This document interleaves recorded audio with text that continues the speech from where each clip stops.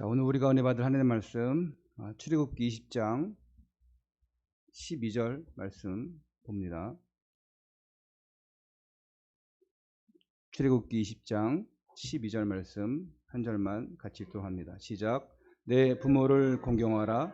그래야면 내 하나님 여호와가 내게 준 땅에서 내 생명이 길리라. 아멘. 수능 잘 봤어요? 다들 시선을 피하는데 오늘 얘기할 거에 대해서 조금 학생들이 생각하는 꿈은 과연 무엇일까요? 질문지를 갖고 왔어요. 근데 죽기 전에 꼭 해보고 싶은 당신의 꿈은 무엇인가요? 이게 버킷리스트라고 하죠, 요즘에.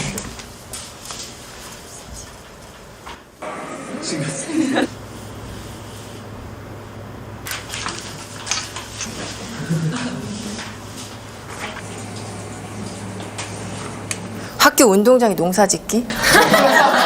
이런 것도 있네요. 여기서 우리는 두 번째 질문을 해보았습니다. 앞으로 살 날이 1년밖에 남지 않았다면 당신의 꿈을 이루는 것과 5억 원이라는 돈을 선택하는 것 중에 어떤 걸 선택할 것 같아요? 꿈이요. 제 이름을 세상에 알리고 죽는 게 의미 있다고 생각합니다. 꿈을 이뤄서 5억보다 더 많은 돈을 벌면 돼요. 나 1년밖에 안 남았는데 끝까지 해야죠. 롤스로이스 타고 싶어요. 제가 먹고 싶은 치킨 먹고 튀기면서 살 거예요. 꿈은 솔직히 5억보다 더 큰 가치가 있다고 생각해요. 잠시만요.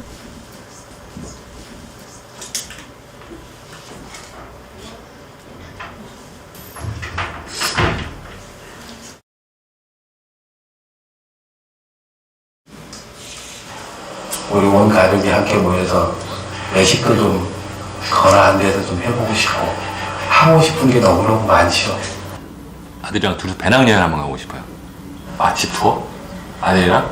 저희 고향 양평으로 내려가서 그림같이 멋있는 집을 짓고 사랑하는 가족과 함께 행복하게 사는 게 제 꿈입니다. 조그만 극장이라도 하나 해줬으면 성진이가 하고 싶어 하는 거니까. 많은 추억이나 또 집사람한테 그동안 못 해준 거 그런 것만 생각나더라고요. 가족과 함께 여행을 하는 게 저희 꿈입니다. 근데 할 수만 있으면 진짜 같이 한번 성진이 데리고 여행을 좀 해보고 싶습니다. 구석에 친구들 한번 만나보고 싶어요. 맥주 한잔 마시고 싶어요. 맥주 괜찮죠?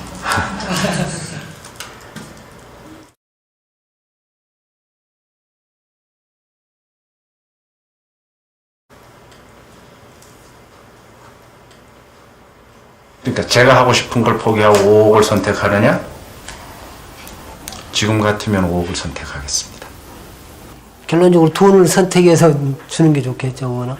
그건 당연히 5억은 가족을 위해서 선택하겠죠. 아버님이 좀 장병에 돌아가셨거든요. 고통을 좀 많이 받았어요. 금전적인 고통을 많이 받았어요, 식구들이. 제가 한번 아파보니까 주변은 다 피해왔고 가족이 제일 중요하더라고요. 제가 앞으로 한번 일을 더 한다고 해서 현실적으로 5억을 벌어놓고 성진이한테 기여를 하고 간다는 보장이 있겠습니까? 5억을 선택하면 남겨진 가족들한테는 도움이 될 수 있으니까 저가 하고 싶은 일을 포기할 수 있죠. 그거를 대가로 한다면. 구체적인 얘기를 한다면 아들이 이제 뭐 자기가 생활하는데 뭐 사회생활하는데 기초자금이라도 뭐 될 수 있었으면 좋겠고. 저뿐만 아니라 모든 부모들이 똑같은 생각을 갖고 있을 것 같은데요. 그렇죠. 저는 아빠고 가장이니까. 아버지들의 꿈은 아이들의 꿈과는 조금 달랐습니다. 자신의 꿈보다 가족을 가장 먼저, 가장 많이 생각하는 가장이라는 이름의 아버지. 아빠 사랑해요. 그 곁에 항상 함께하겠습니다. 사랑해요. 아빠 사랑해요. 아빠 사랑해.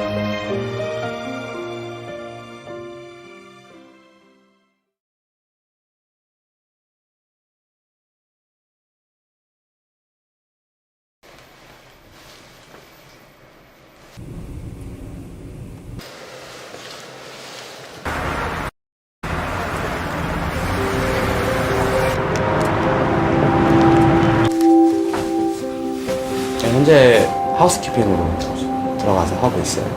호텔에서 하우스키핑을 하고 일식집에서 웨이트리스를 해요.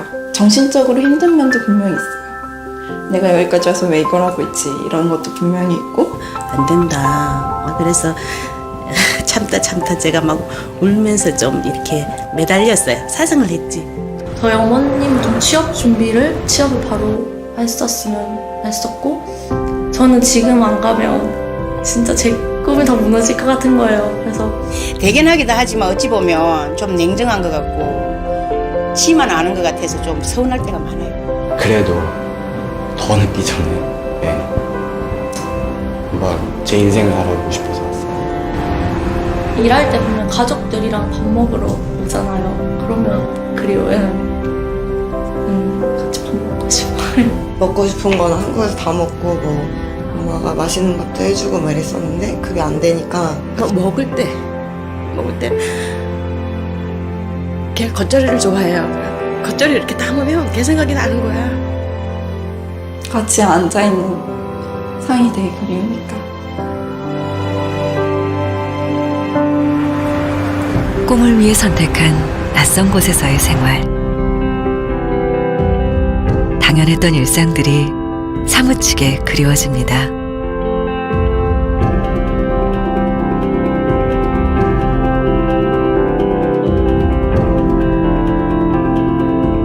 우린 꿈을 향해 달려가는 청춘들에게 특별한 선물을 하기로 했습니다. 첫번에 이렇게 시켜요. 여기서 이제 그냥 몰래.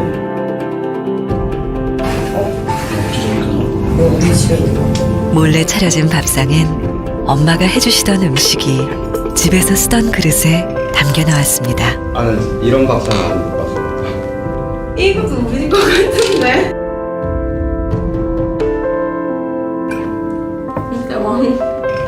이거 내 건데? 이랬어요? 먼저 나도 펴.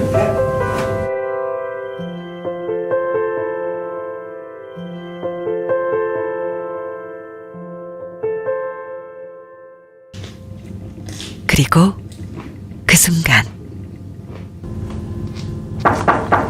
네? 예, 들어오세요. 네. 진아 엄마야.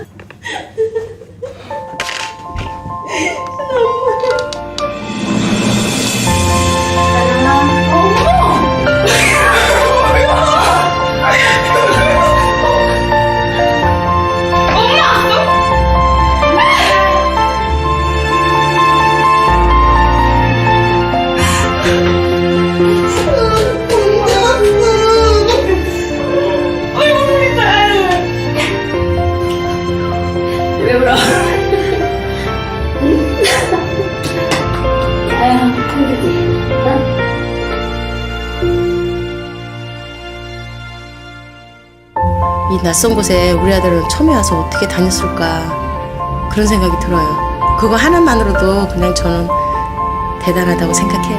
네. 너 잘하고 있어서 또 고맙고 우리 딸이 또 되겠네.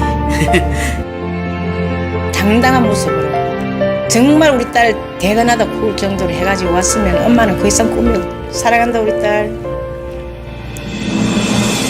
열심히 즐겁게 했으면 좋겠어요. 저도 믿어요. 그렇게 될 거라고.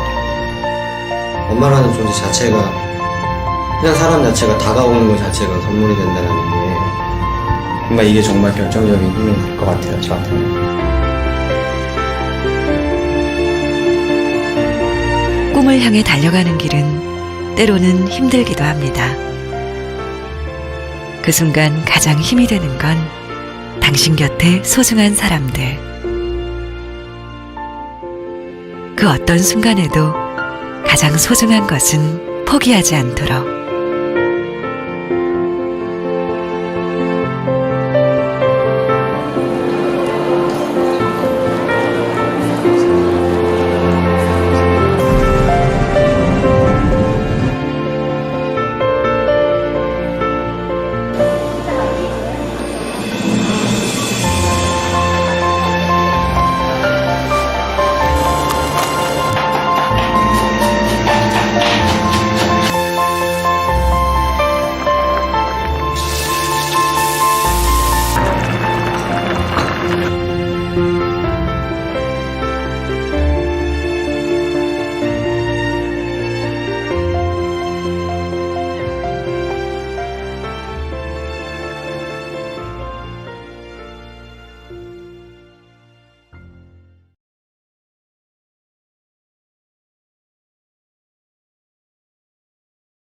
우리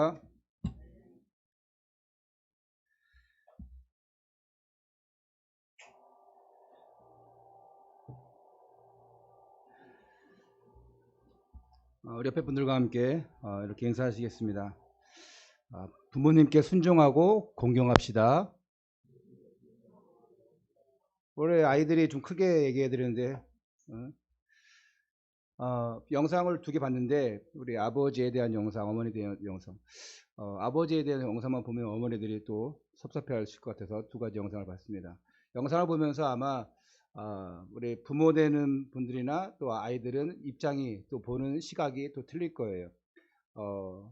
보통 저 영상을 보고 이렇게 막 아이들은 감동을 별로 안 느껴요.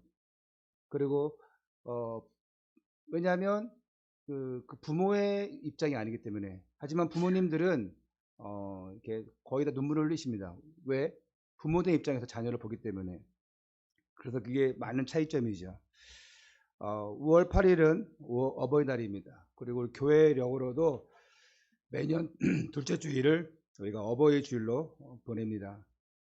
그러니까 부모님의 그 은혜에 보답하고자 하는 마음을 다지고 다시 한번 또 하나님의 사랑을 깨닫는 날입니다. 그리고 그 하나님의 사랑을 전달하는 날입니다. 그냥 함께 밥 먹고 선물하고 용돈하고 여행 보내드리고 이런 날이 아니고, 그것도 필요하지만 진짜 부모님을 공경하고 효를 다하는 그 자세는 바로 자녀들이 잘 되는 것입니다. 자녀들이 잘 될 때에 부모들이 기뻐하죠.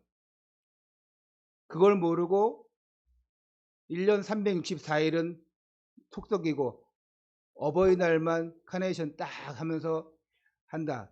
그거는 잘하는 게 아닙니다. 차라리 그날 하루라도 잘하면 모르는데 아예 365일 속썩인다. 그러면 그건 참 문제가 많지요.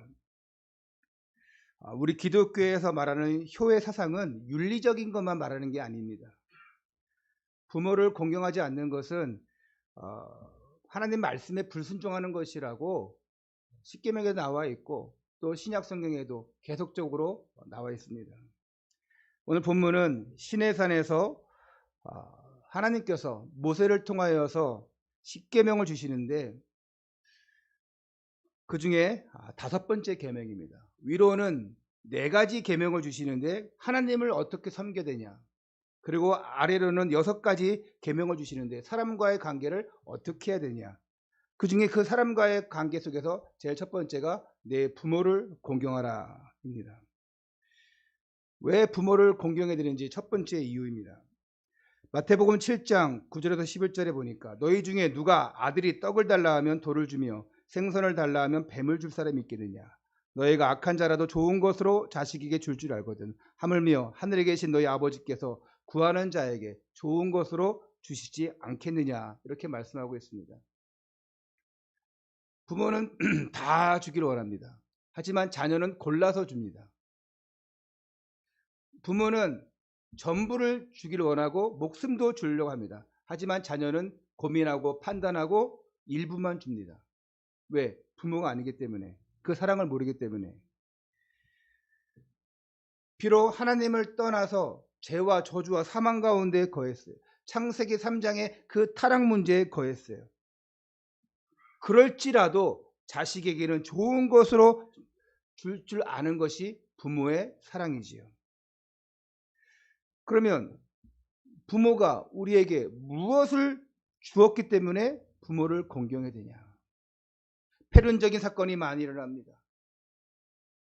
자녀가 부모를 해하는 사건, 또한 부모가 자녀를 해하는 사건. 전에는 무슨 계부가 이렇게 자녀를 어떻게 한다, 그런 게 나왔는데 요즘에는 어떤 그 사건들 보니까 자기가 낳은 자식인데도 불구하고 버리고 죽게 하고 합니다. 얼마나 끔찍한 일입니까? 그만큼 시대가 무서워진 것입니다.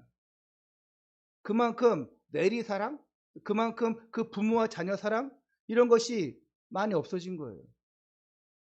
정말 안타까운 일이죠.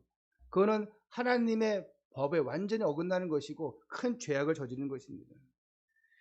왜 부모를 공경해야 되는지 4가지로 말씀드립니다. 첫째로 부모님께서 나를 낳아주셨기 때문에 공경해야 됩니다. 자식을 낳은 분, 나를 이 땅에 있게 한 분, 어떤 사람들은, 어떤 자녀들은 막 되는 게 없고 힘들고 어려우니까 원망으로 나를 왜 낳았습니까? 차라리 나를 낳지 말지 하면서 부모에게 비수를 꽂는 말을 하기도 합니다. 누가 나 낳아달랬어?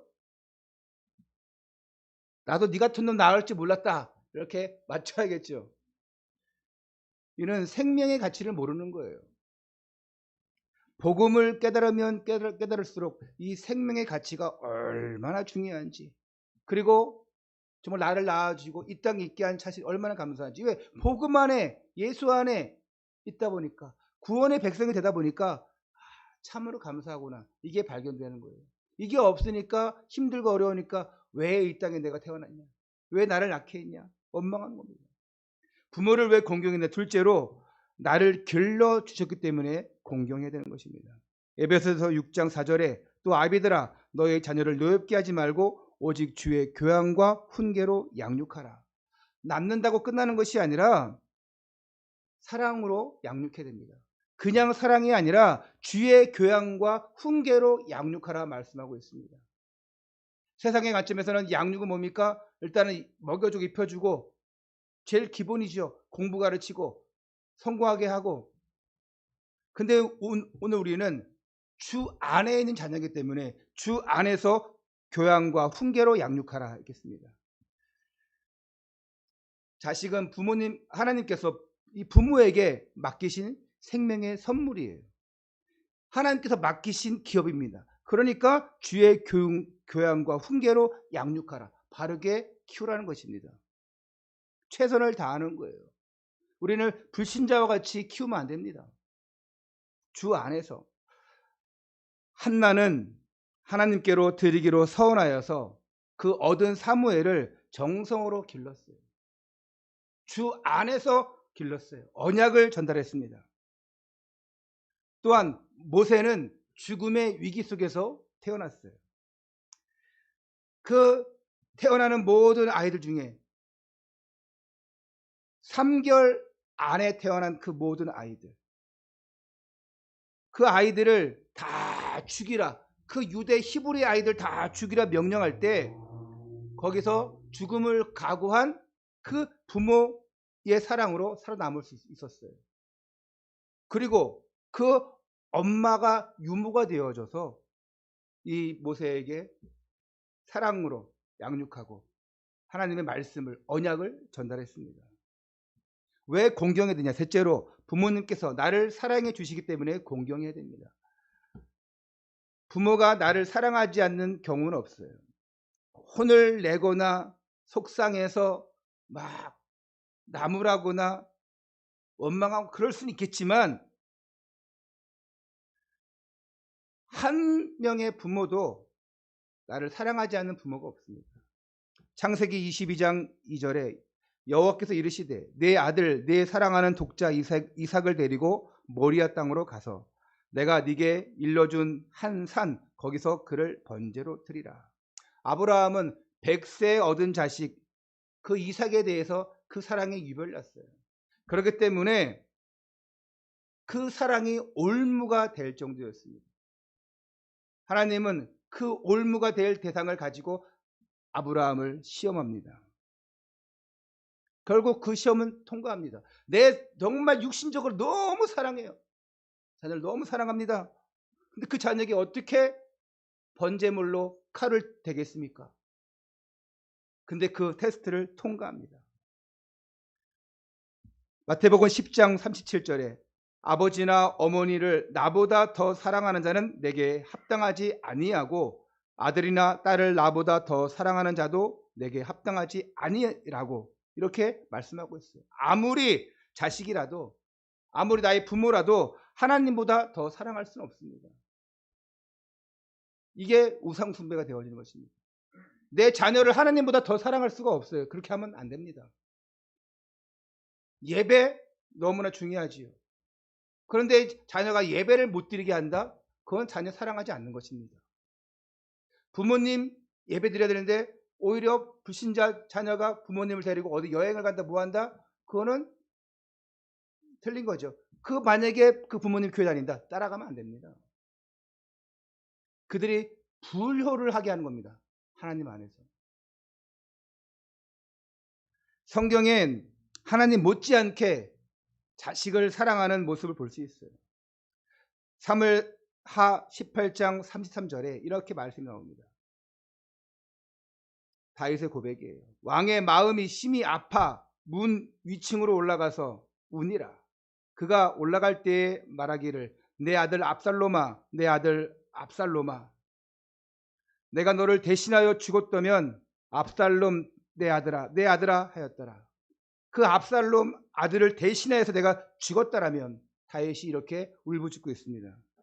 다윗은요, 쿠데타를 일으켜서 자신을 향해서 칼을 휘두른 폐역 무도한 이 아들 압살롬에 대해서 그 압살롬이 죽임을 당하지 않습니까? 자신이 차라리 죽었으면, 내가 대신 죽었으면, 자신에게 칼을 들고 있는 그 아들, 내가 대신 죽었으면, 이게 부모의 마음이에요. 중국에서 일어난 얘기입니다. 중국판 부모 수장하는 거. 부모를 땅에 묻었어요. 산채로. 근데 가까스로 빠져나왔어. 누가 그랬냐? 아들이 그랬어요. 근데 그 부모, 어머니가 뭐라냐? 우리 아들 죄 없다고. 우리 아들 잡아가지 말라고. 그랬대요. 그게 부모의 마음이에요. 부모가 만약에 자녀를 그렇게 했다. 우리 자녀를 그럴 겁니다. 평생 안 볼 겁니다. 평생 감옥에 넣어주세요. 누가복음 15장 20절에 이에 일어나서 아버지께로 돌아가니라. 아직도 거리가 먼데 아버지가 그를 보고 측은히 여겨 달려가 목을 안고 입을 맞추니. 누구 얘기입니까? 돌아온 탕자 얘기입니다.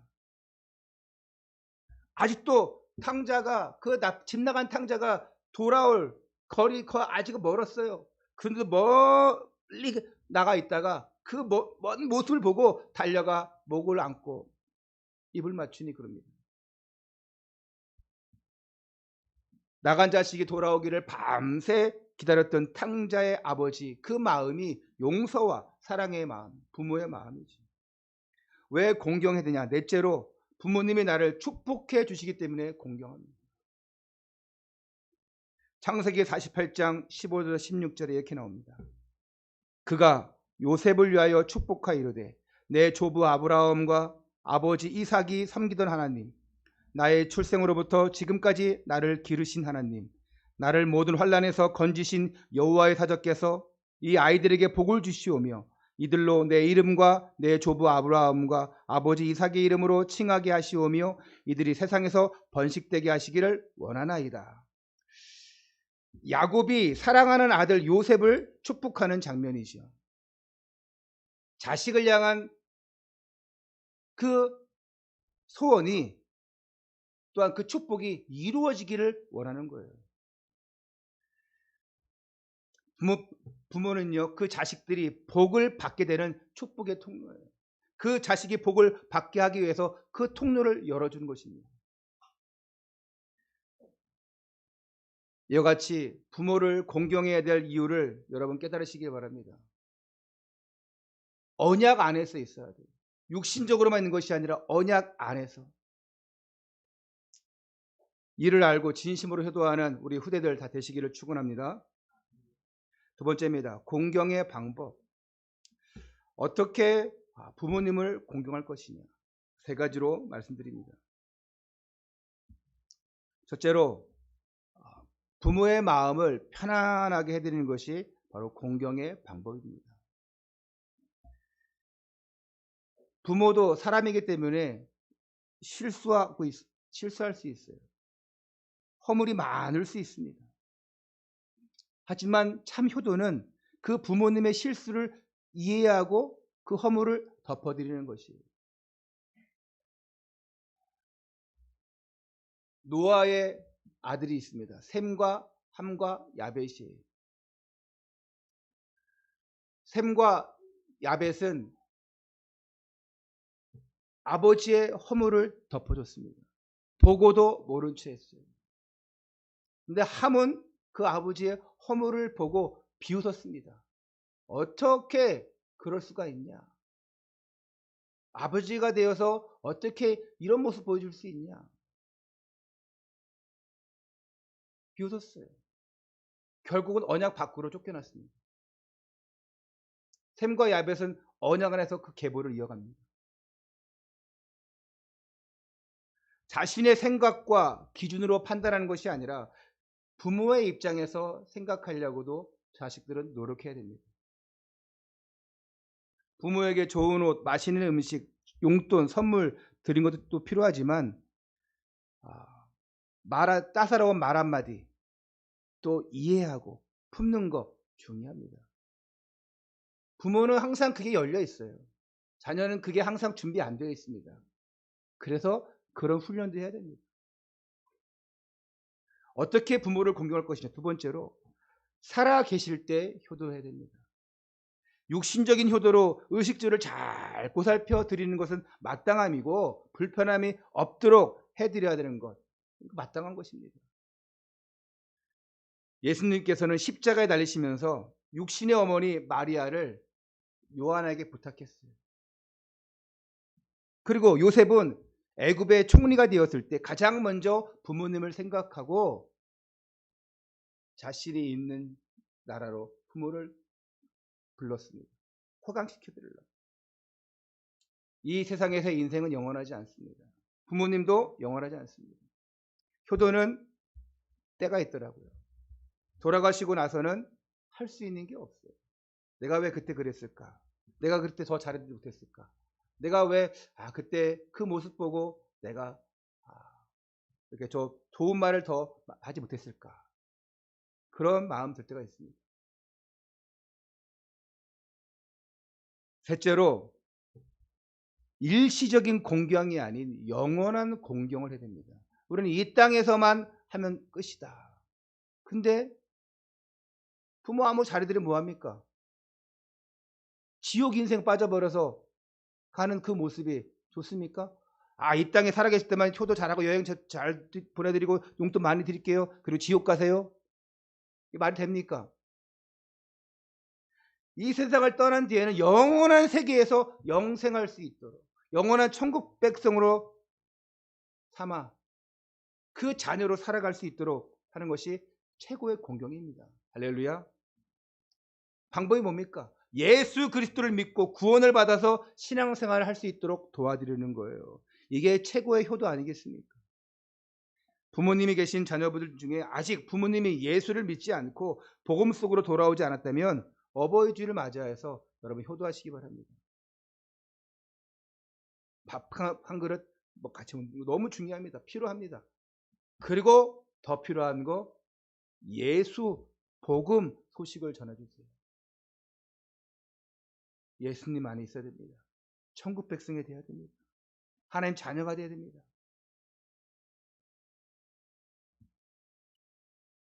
지속적인 눈물에 기도하면서 복음 전하고 전도해서 영원한 천국 백성이 되게 해드리는 그 효도 중에 효도를 하는 우리 여러분들, 렘넌트들 다 되기를 주님의 이름으로 축원합니다.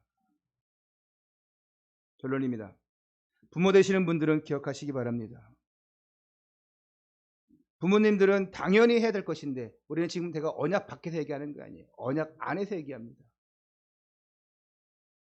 자녀들의 현재의 모습을 보면서 낙심하거나 절망할 필요가 없어요. 자녀들은 부모의 허물, 실수, 안 되는 거 이거 보면서 막 떠나요. 막 요양원에 집어넣습니다. 그러면서 얼굴도 안 보고 몇십 년 동안 떨어 살기도 합니다. 왜? 부모가 나한테 해줄 게 없으니까. 해줄 만한 게 없다고 생각하니까. 내가 유산, 돈, 물려받을 돈이 있어. 뭐가 있어? 안 봅니다. 부모는 반대 입장이지. 자녀들이 항상 어떤 고난 속에 있을까? 어려움 속에 있을까? 생각합니다. 그러면서 안 되면 어렵거나 고통받으면 굉장히 같이 힘들어하고 같이 낙심합니다. 그게 부모의 마음이에요. 하지만 그 모습 보면서 낙심하거나 절망할 필요가 없어요. 하나님께서 마음대로 써 주실 것을 바라보고 축복하시기를 축원합니다. 하나님이 하셔야 돼요. 이삭이 야곱에게 했던 그 축복이 다 성취되었습니다.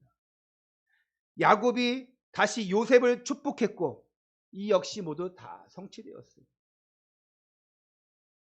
결국은 언약 전달, 믿음의 기도, 언약의 기도는, 축복의 기도는 성취되어질 수밖에 없어요. 부모가 자녀를 축복할 때 하나님께서 축복할 수밖에 없습니다. 하나님의 자녀인 언약의 백성의 부모가 그 자녀를 축복하는데 거기에 언약과 축복을 담아서 하는데 하나님이 역사 안 하시겠습니까? 이때 기억할 것은 자녀들의 현재를 보는 것이 아니라 그 미래를 내다보고 축복하는 것입니다. 지금은 연약하지만 하나님께서 내 자녀를 위대하게 들어 써 주실 것이라는 것을 믿고 축복하는 거예요. 어떤 부모가 너는 안 될 놈이야, 저주받을 놈아 하는 부모가 어떻겠습니까? 없어요.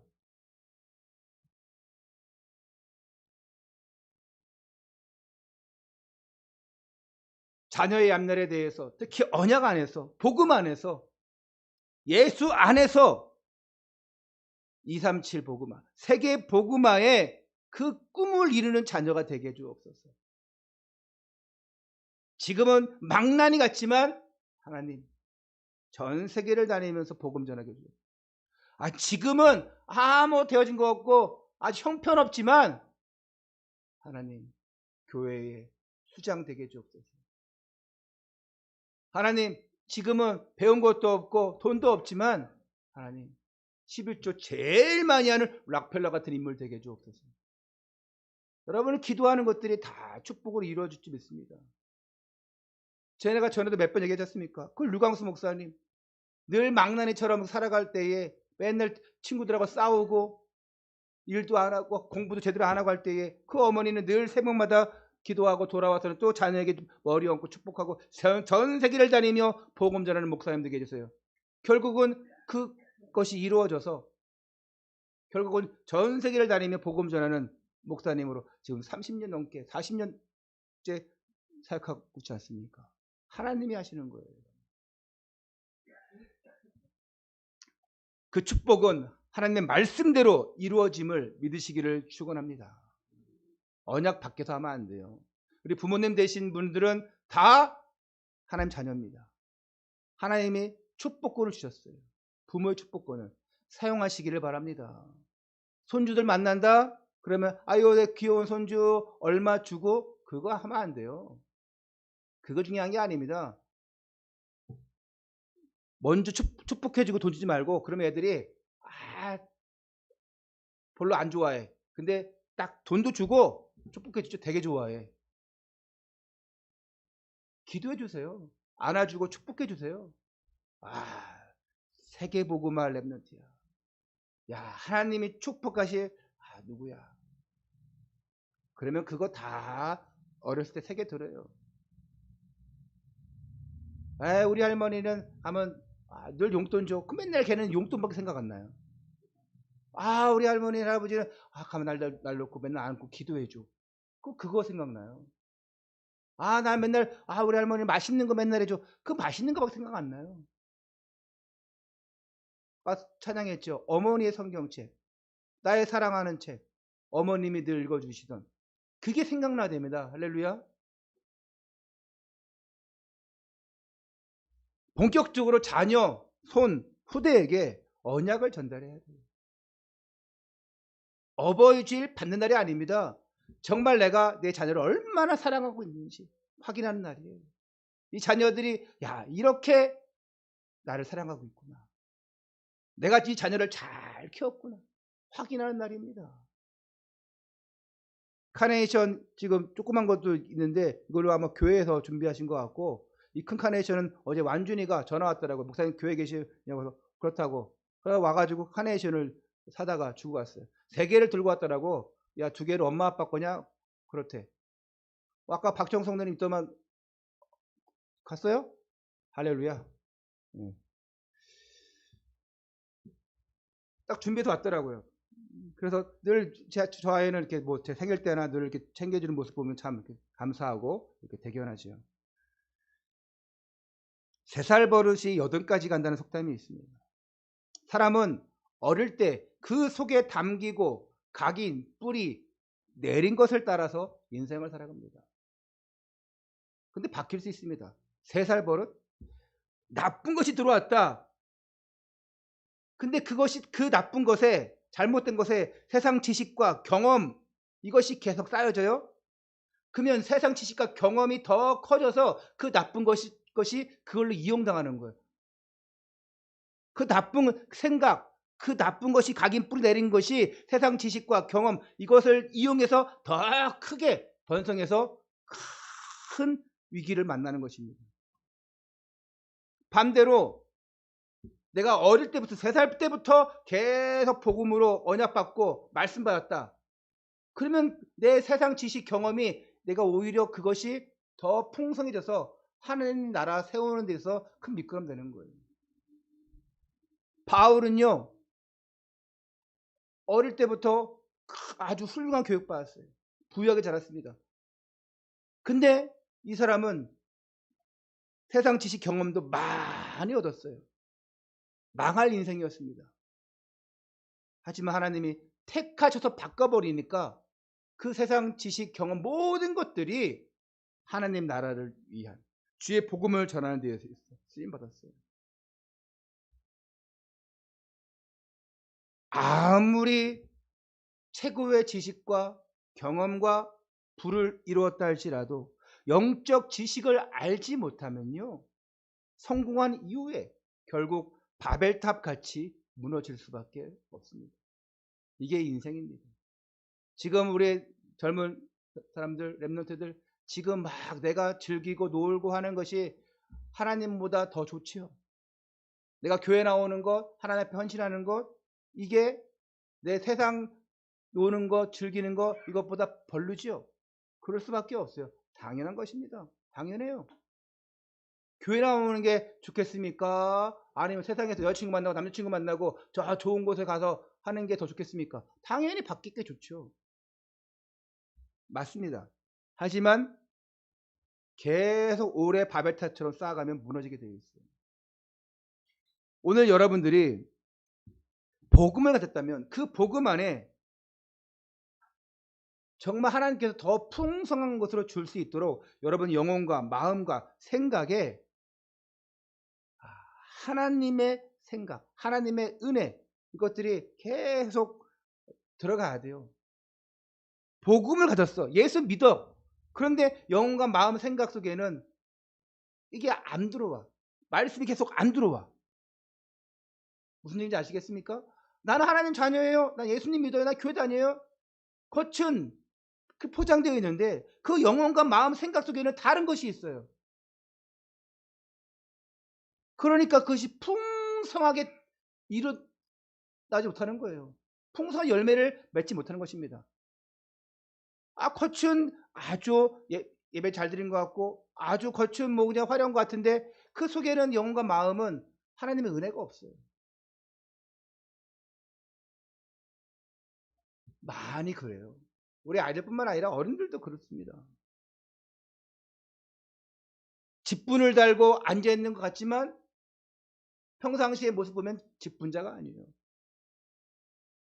불신자도 모를 정도입니다. 교회를 다니는지 예수를 믿는지 모를 정도예요. 자녀와 후대에게 어떤 언약을 전달해야 됩니까? 예수가 그리스도 모든 문제 결자 그 안에 치유와 회복의 은혜가 있다. 이걸 전달해 줘야 돼요. 그 안에 모든 것이 있다 전달해 줘야 됩니다. 내가 바뀔 것을 가지고 다 놀고 화려하게 놀고 뭐 유의 타락 뭐 쾌락 뭐 다 즐기더라도 절대 놓치지 말아야 됩니다. 그래야지 안 망합니다. 예수 그리스도 모든 문제 결자 이 내 언약 이 뿌리 딱 붙잡고 있어야지만 망하지 않아요. 아무리 훌륭한 성공자라도 하나님을 떠난 상태로 살아가면 그 영적 문제, 그 저주, 그 DNA를 자녀에게, 그 가문에게 그대로 물려주게 됩니다. 부모가 이걸 몰라요. 그러니까 못 물려주는 거예요. 예배의 소중함, 정말 내가 하나님 앞에 찬양하면서 영광 돌리는 이 예배의 소중함을 모르니까 자녀에게 못 주는 거예요. 여러분 정말 안다면요, 눈물로 기도하시고 자녀들을 다 주께 돌아올 수 있도록 인도하시기 바랍니다. 뭐 교회 안 다니는 부모 불신자들은 뭐 말할 것도 없고요. 뭘 전달해 주겠습니까? 이 좋은 날 놀러 다니고, 안 그렇습니까?